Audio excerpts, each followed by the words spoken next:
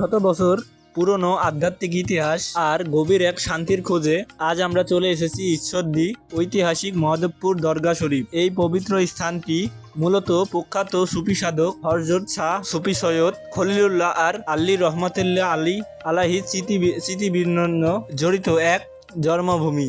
শত বছর আগে যখন এই অঞ্চলে ইসলাম ধর্মের আলো ছড়াচ্ছিল, তখন সুদূর আরব বা পারস্য থেকে কজন মহান পীর আউলিয়া এদেশে এসেছিলেন। তাদেরই একজন এই মহান সাধক।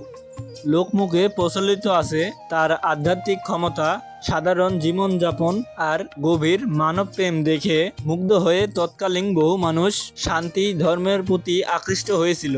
তিনি যেখানে আস্তানা গেড়েছিলেন সেটাই আজ ভক্তদের কাছে একটি পবিত্র স্থান, দরগা শরীফ। এই দরগা শরীফের সবচেয়ে সুন্দর আর অনন্য দিকটি কি জানেন? এর নামের ভিতরে লুকিয়ে আছে এক অদ্ভুত সম্প্রদায়ের অনেক সম্পর্কি। মহাদেবপুর নামটির সাথে জড়িয়ে আছে, উঁচু করে দাঁড়িয়ে আছে এই দরগা শরীফ।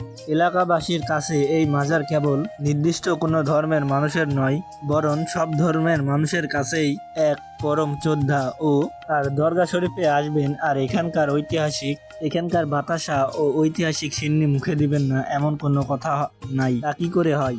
মাজার প্রাঙ্গণে ঢুকলেই থরে থরে সাজিয়ে রাখা মিষ্টি ও খাজা বাতাসা বেচার দোকান।